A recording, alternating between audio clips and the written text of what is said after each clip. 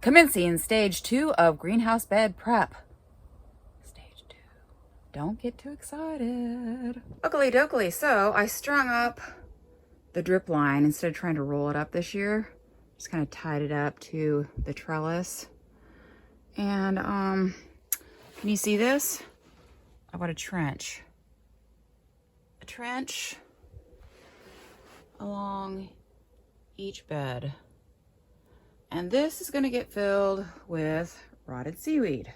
Okie dokie artichoke. So these 3 bins right here, I talked about in a previous video. They were full of about a foot of rotted seaweed that I had gathered fresh from last fall. And I was gonna consolidate all 3 bins into this one bin in order to open up more bins for fresh seaweed that I would gather this fall. So I moved the rotted seaweed from this bin into this bin, and I was gonna do the same thing with this bin, but then it occurred to me that I need rotted seaweed for my greenhouse beds. So rather than wasting a step, I'm gonna move this stuff straight into the greenhouses. Alrighty, so this is what this stuff looks like.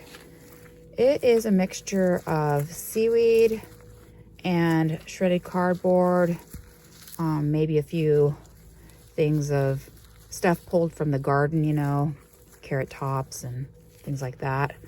But yeah, the seaweed was gathered last fall, and this is what we got in a year, so I'm pretty happy with that. So I'm prepping this for cucumbers. I kind of like to get this nice stuff right at their little toes. And I'm just gonna rake this dirt over the top.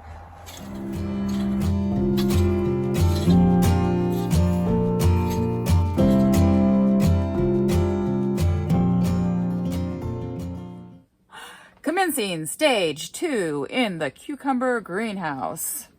I was really tempted to almost just do nothing in this greenhouse because I didn't really grow much in here. Cucumbers were late growing in because I killed the first batch. Otherwise, it was kind of like a little bit of orach, a little bit of, you know, baby chard and lettuce and stuff. But this greenhouse, these beds are only, I've used them for 2 years. So I would like to get some more organic material in here.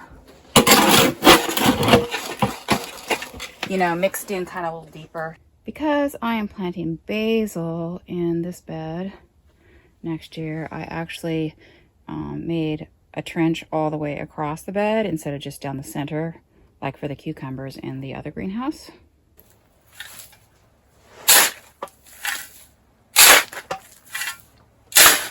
And so it goes, folks. So it goes.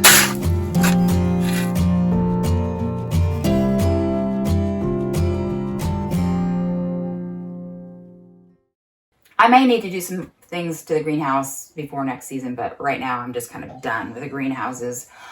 But what I wanted to talk about right now is a number of things that I've been wanting to talk about, but I've tried in previous videos and it'll be like out raining so hard that you can't even hear what I was saying, or like the video has gotten so long that I just ended up just chopping it out. But what I wanted to talk about were 3 things actually, and just kind of give you guys an update in case you were interested. So the USDA NRCS program that I applied for a high tunnel, where that's at. Also the expanded garden area. You guys probably haven't seen anything recently and like wondering like what's going on with that. And also I did a Alaska micro grant for food security and quite a long while ago, and I wanted to update you on that. With the high tunnel, originally I had wanted to have like a bunch of little small greenhouses. Like my greenhouses right now I have are 10 by 20 feet.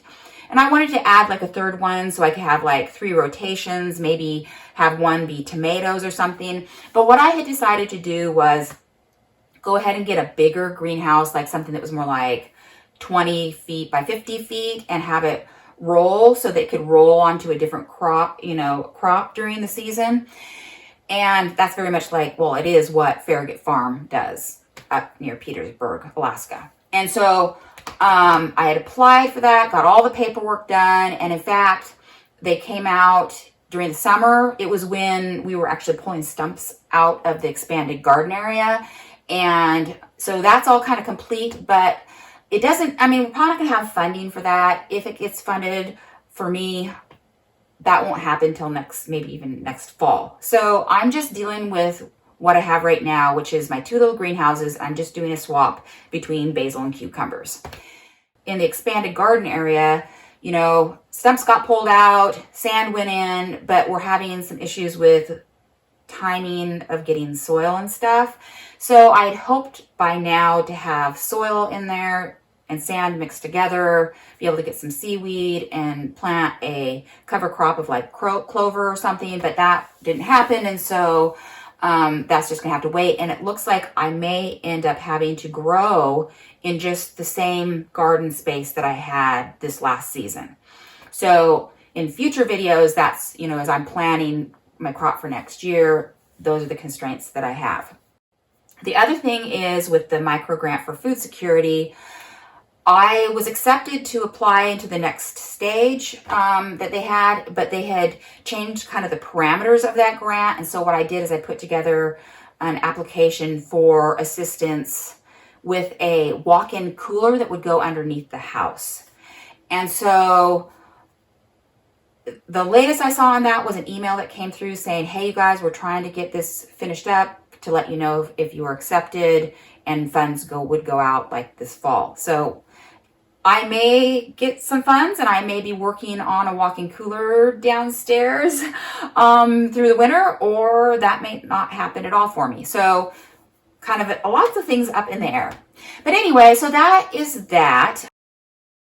What I want to do for next week is I've been watching Happy Black Legends. I've been kind of inspired. She's been doing this vlog-a-ween, so a little Halloween type October thing, and she's been doing kind of costumes and makeup stuff. And I want to do a costume for Halloween and talk about the different videos that I plan to do through the fall and winter. In addition to some of the little tasks I have to do for the garden, there's other things like boat videos and other things that are coming up that I wanted to talk about. So I hope this is next week that I can get myself in gear and make a costume that I have planned and talk about the videos that are coming up. So that's something to look forward for next week. Crazy me being crazy.